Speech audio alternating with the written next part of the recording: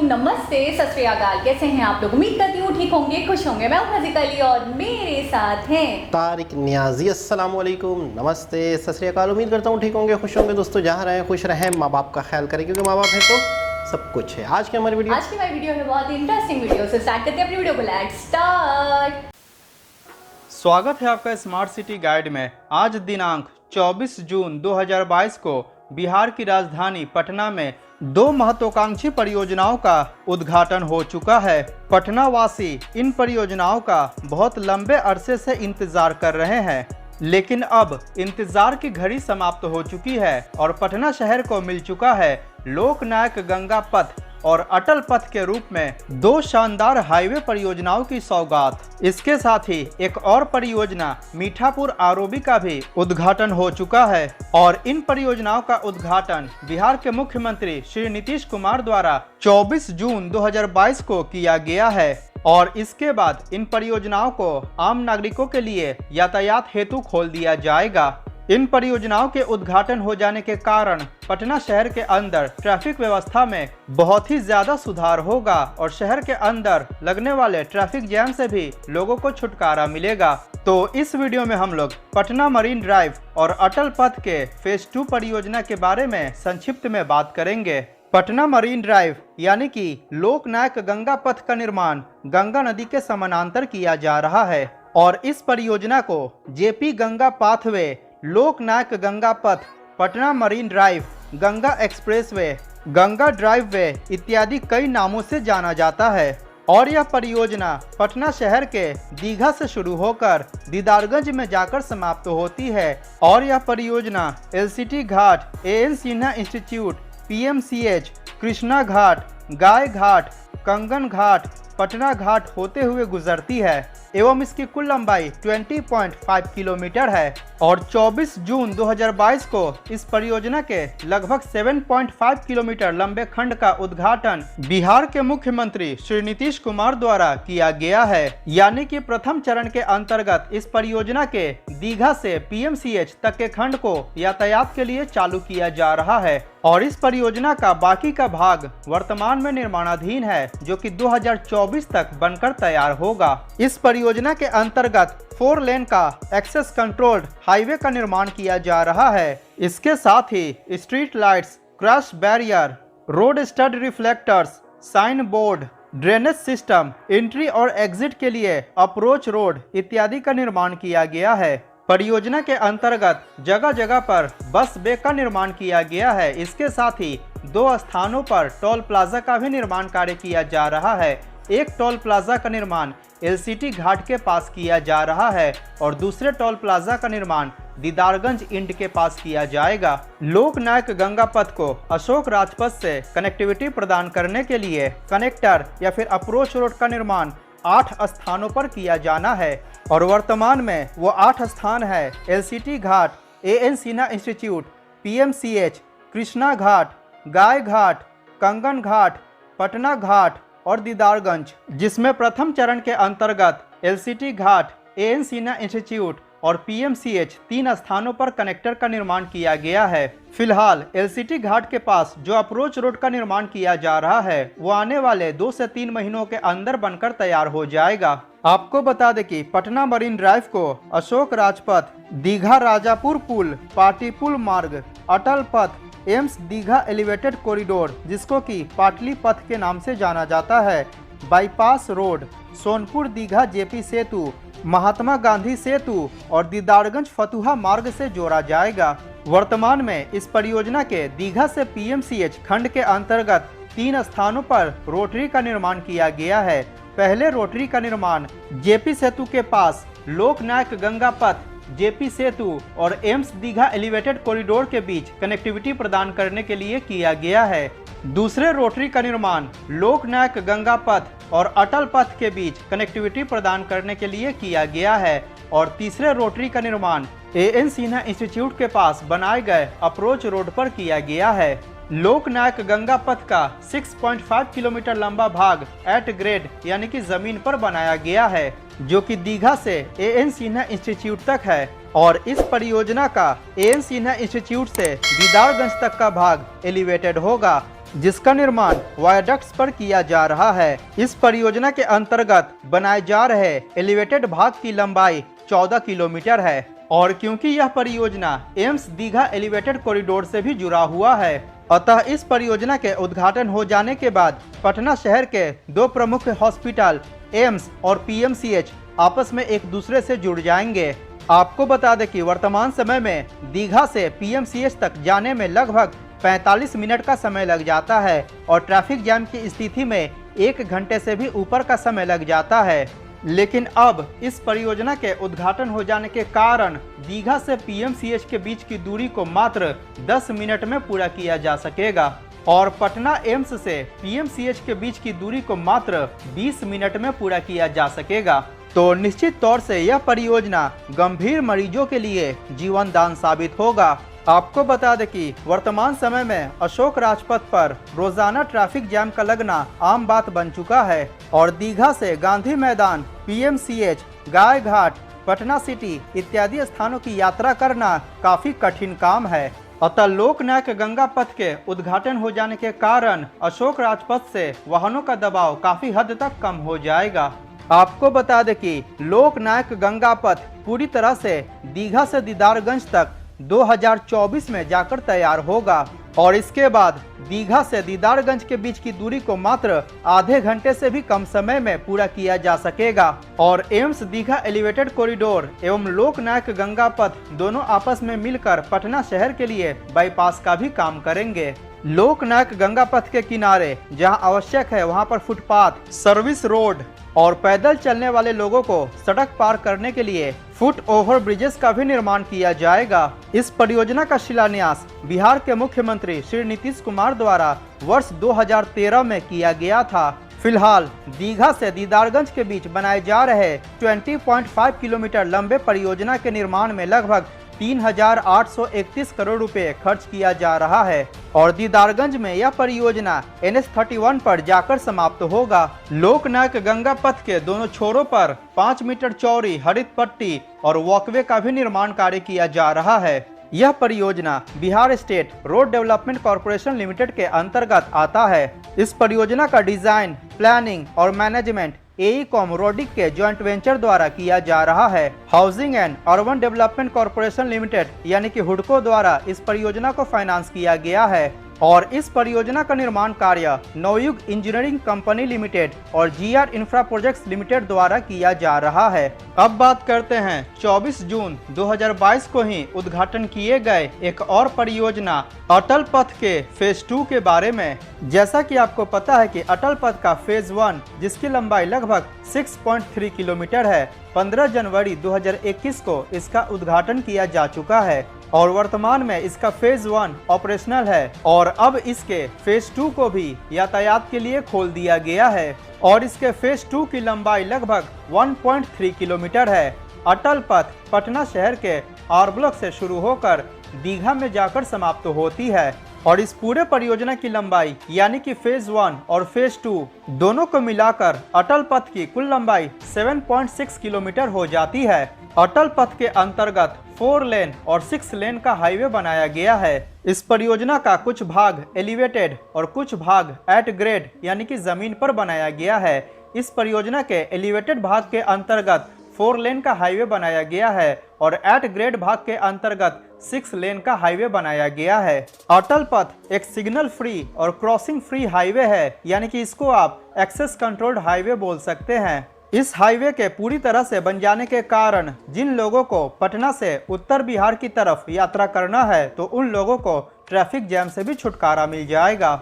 इस परियोजना का फेज 1 आर ब्लॉक से शुरू होकर दीघा के पास दानापुर बंकीपुर रोड पर जाकर समाप्त होती है और इस परियोजना के फेज 1 के निर्माण में 297 करोड़ रुपए खर्च किया गया था और अब अटल पथ के फेज 2 का भी उद्घाटन किया जा चुका है। इस परियोजना का फेज 2 दानापुर बंकीपुर रोड के पास से शुरू होकर लोकनायक गंगा पथ यानी कि पटना मरीन ड्राइव पर जाकर समाप्त होता है।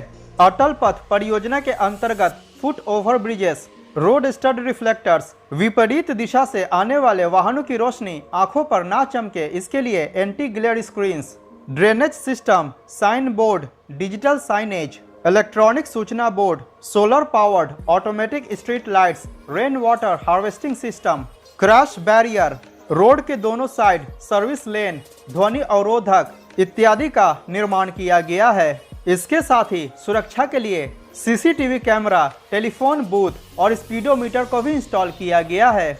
अटल पथ के फेज 2 के चालू हो जाने के बाद इस हाईवे की इम्पोर्टेंस और भी ज्यादा बढ़ गई है। आर ब्लॉक से लोकनायक गंगा पथ और जेपी सेतु काफी आसानी से पहुंचा जा सकेगा।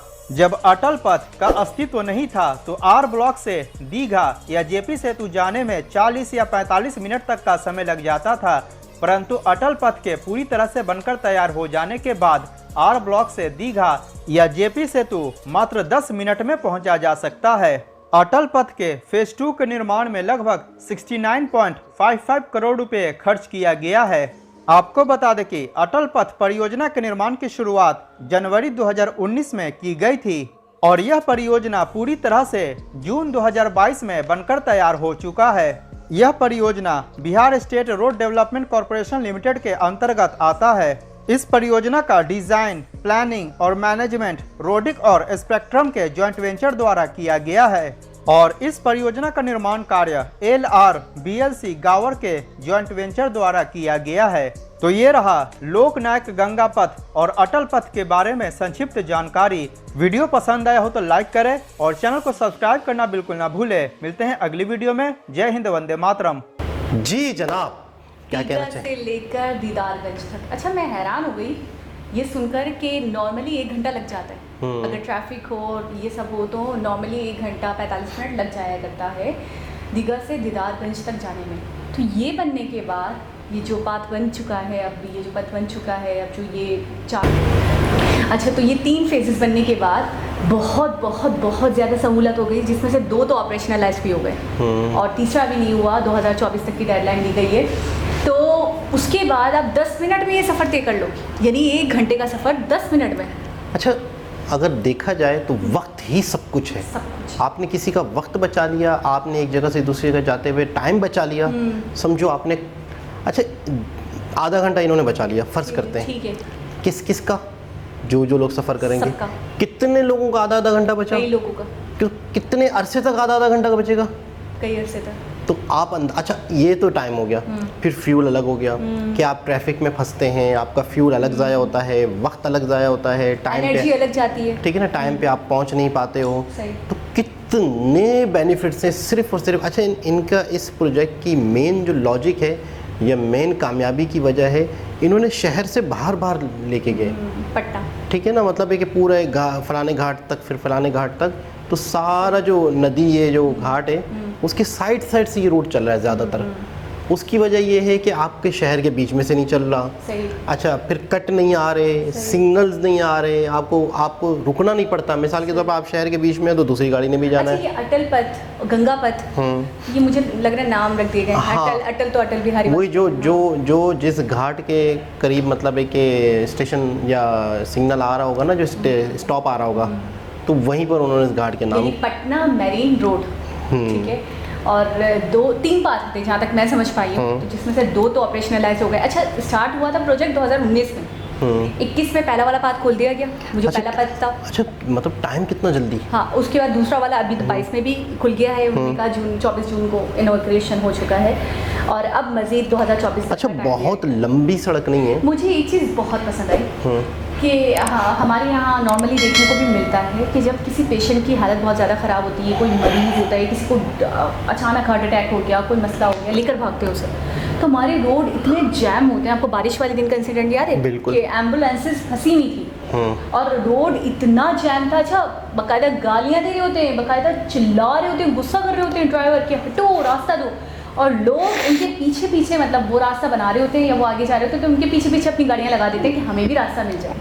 तो ये कितना अच्छा हो गया कि उन्होंने बोला एम्स हॉस्पिटल जो है उससे लिंकअप हो गया PMCH, तो किसी कोई भी बंदा है जो जिसकी हालत बहुत ज़्यादा इमरजेंसी या जिसकी हालत बहुत ज़्यादा बिगड़ रही है, ख़राब हो रही है, उसको लेकर भाग रहे हैं, तो एक आपको रोड मिल गया, बीच रोड, शहर के बीच में आपको ख्वार होने की ज़रूरत ही नहीं है। तो एक बहुत ही ज़बरदस्त। अच्छा, प्लानिंग देखें आप सोच देखें कि किस तरीके से आवाम को फ़ायदा दिया जाए, किस तरीके से आवाम को बेनिफिट हो, किस तरीके से ये पैसा है जो गवर्नमेंट का सही जगह पर खर्च हो। अच्छा, 200 कुछ करोड़ का, 279 करोड़ आई थिंक। और पहले अच्छे तरीके से, मैं तो कहूँगी पहली बात तो बड़ी ह्यूज इन्वेस्टमेंट है, फिर वो काम को भी अच्छे तरीके से करवाना। आपने देखा वो बता रहे हैं स्पीडोमीटर है, वो कह रहे हैं फोन बॉक्स की फैसिलिटी होगी, लाइटें हैं, मिरर हैं, बहुत सारी चीज़ें, बहुत सारी चीज़ों की फैसिलिटी दी गई है आपको कि अगर आप फंस जाओ या कोई मसला हो तो कम से कम कांटेक्ट कर सको, आप कनेक्टिविटी हो। अच्छा, बिहार के हवाले से हमने बहुत कम वीडियोस देखी हैं मेरे ख्याल में। पटना के हवाले से, बिहार के हवाले से सही कह रहे हैं, कम देखी हैं। एक आध लड़के की वीडियो देखी थी हैकर की,